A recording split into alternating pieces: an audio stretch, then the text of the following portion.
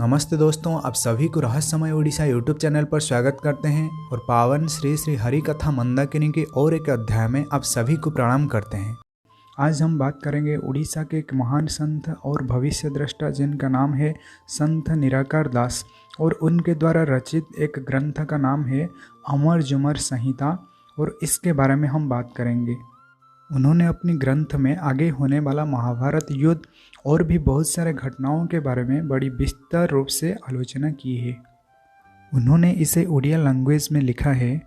उड़िए जे रही थीव सुना हेतु द्वारे, भारत जुधा होइव सेती की वेळ रे बाबू। इसका मतलब ये है कि द्वापर युग में जो आधा दिन का युद्ध बच गया था वो एक निर्दिष्ट टाइम पीरियड पर होगा।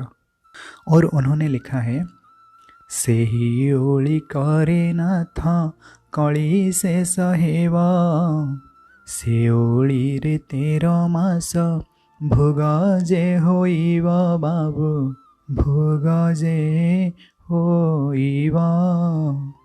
इसमें उन्होंने कहा है कि इस जो आधा दिन का युद्ध बाकी रह गया था वो 13 महीने तक चलेगा और कलियुग का समाप्त हो जाएगा। मतलब जो कलियुग का प्रभाव है वो इस युद्ध के कारण ख़त्म हो जाएगा। और इसके बाद उन्होंने लिखा है, कली रे भारत भूमि जुवारा होइबा, बहुलीला से ही ठारो प्रकाश होइबा। इसका मतलब कटक में जो जुबारा नामक एक स्थान है वो कलियुग में रण क्षेत्र होगा, अर्थात यही भूमि आगे चलकर रणभूमि में कन्वर्ट होगा और वहाँ से बहुत सारे लीलाएं प्रकाश होंगी। और फिर उन्होंने कहा है कि कली राजे कल घर हेवा से ही ठारे, कली जुग क्षय एका हेवा से बेल रे। मतलब कलियुग का जो सेंटर होगा वो यही जगह होगा। और आप लोगों को भी ये बात पता होगा कि इस कटक भूमि पर मतलब एक चौदर नामक स्थान है जहाँ पर गुप्त में बहुत सारे अस्त्र शस्त्र रखा गया है, और जब महाभारत युद्ध का आरंभ हो जाएगा तभी ये जो दिव्य अस्त्र शस्त्र है ये सब प्रकट हो जाएगा। इसके बाद उन्होंने लिखा है, धर्म युधिष्ठिर गादी तारा पश्चिम रे, हस्तिना कटक बोली हेवा से कली रे। इसका मतलब जो धर्मराज युधिष्ठिर हैं उनका एक गादी होगा जो कि ये जो जोवरा लैंड है इसके पश्चिम में होगा, और कलियुग के अंत में इसे हस्तिना कटक कहा जाएगा। इसके बाद उन्होंने लिखा है, त्रिजटार वंश ताही गादी जे करीवा, पंच कटक बोली जे जुगे जुगे थीवा। इसका मतलब जो त्रिजटा है जो कि माता सीता को पहरादारी कर रहा था त्रेता युग में, जो कि विभीषण की बेटी थी, उनकी वंशज कोई आकर उस गादी का निर्माण करेगा और उसी गादी का नाम युग युग तक रहेगा। और एक बात, जो त्रिजटा थी वो भगवान राम से कुछ वर प्राप्त किया था। उन्होंने यही वर प्राप्त किया था कि वो कलियुग में 13 पुरुष शासन करेगा। जब कलियुग का अंत समय चल रहा होगा वो 13 पुरुष शासन करेगा, और वो चीज़ ऑलरेडी हो चुका है।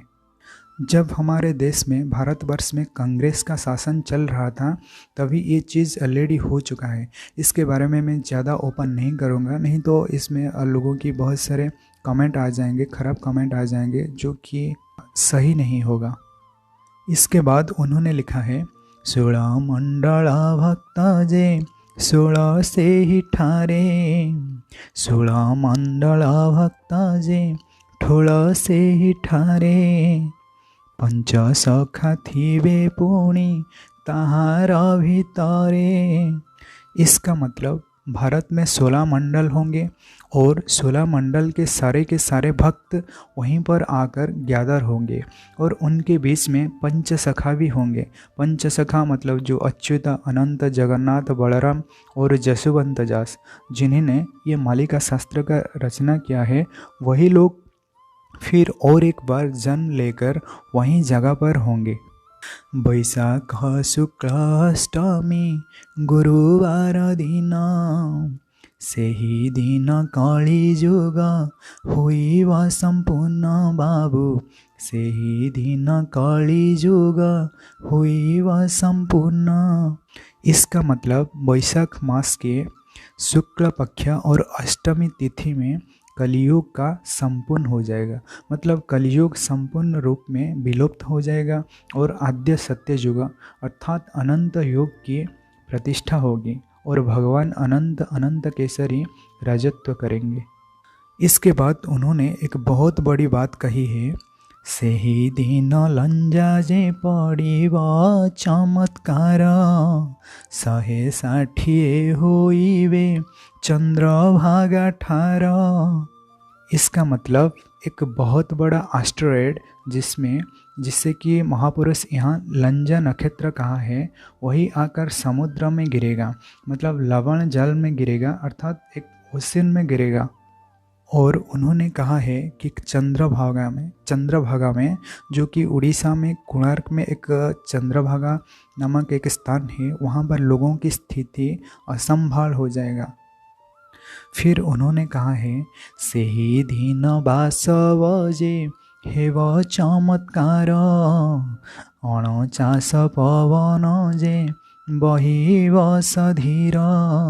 उन्होंने कहा है उसी दिन बासव अर्थात इंद्रदेव कूप करेंगे और वो क्या करेंगे, 49 जो पवन है उन्हें आदेश देंगे कि जाओ तुम इस धरती को, इस धरा को नष्ट भ्रष्ट कर दो और जितने भी पापी लोग, अधर्मी लोग, अत्याचारी लोग बच गए उन्हें तुम मार दो और उन्हें समाप्त कर दो इस धरती से, ताकि सत्य का पुनः प्रतिष्ठा हो सके। और उन्होंने फिर कहा है, बात घात पाई मेरु अटल अटलिव जन चारि भागरु जे भागे नाश जीव बाबू जन चारि भागरु जे भागे नाश जीव। इसका मतलब जो पर्वत है वो अटल है, मतलब इसका टलना असंभव प्राय है, लेकिन इतना जोर से पवन का वेग इतना जोर होगा कि वो जो अटल है वो भी टल जाएगा, मतलब बड़े बड़े पर्वत भी गिर जाएंगे। और इसी समय देखा जाए तो लगभग विश्व में 800 करोड़ का पॉपुलेशन है और महापुरुष ने कहा है कि चारि भागरु एक भाग नाश जीव, अर्थात 800 पीपल में से 600 लोगों का विनाश हो जाएगा और बाकी जो कुछ भी बच जाएंगे वो धर्म संस्थापन में योग देंगे और वहाँ से एक नई युग का प्रारंभ होगा। ये चीज़ हमने नहीं कहा है, ये चीज़ महापुरुष ने कहा है, मतलब ये बात जरूर होकर ही रहेगा, चाहे इसे कोई यकीन करे या ना करे।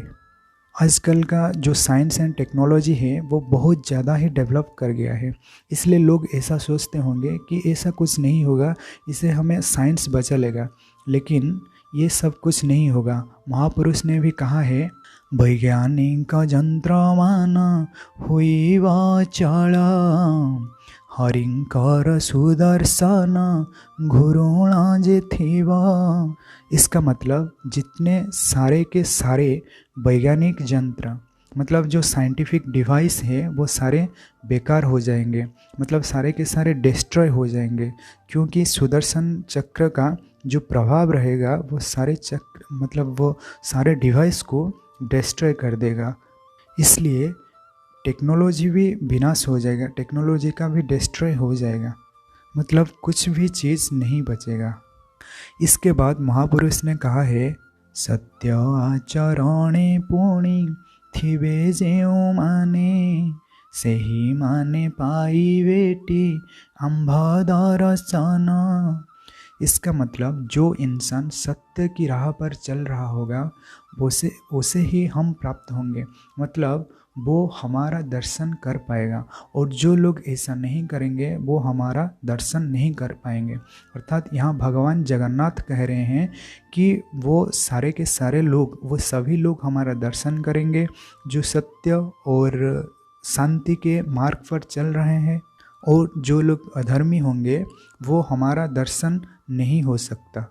क्योंकि हमारा दर्शन तो योगियों को भी दुर्लभ है, जिसे कि मतलब कोई 100 साल तपस्या करके भी हमारा दर्शन नहीं कर सकता है, तो फिर हम पापियों को कैसे दर्शन देंगे। इसके बाद उन्होंने कहा है, कली युग शेषनाथ एमंता होइबा पुरातन अंक सीन सड़िया बहेबा। इसका मतलब जो पुरातन अंक है इसी तरह समाप्त हो जाएगा और एक नूतन अंक का प्रारंभ होगा। इसी वीडियो में हम बस इतना ही बात करेंगे और हम आपको एक संदेश देना चाहते हैं कि आप सभी सही मार्ग पर चले और सत्य क्या है उसे अनुसरण कीजिए और सत्य की राह पर चलिए, क्योंकि यही ही मुक्ति का मार्ग है और यही वो मार्ग है जो आपको भगवत प्राप्ति कर सकता है। हम ये सोचते हैं कि आप सभी समझदार हैं और समय को सही ढंग से पहचानते होंगे, इसलिए समय के अनुसार अपने आप को बदल दीजिए और सही मार्ग पर, सही राह पर चलिए।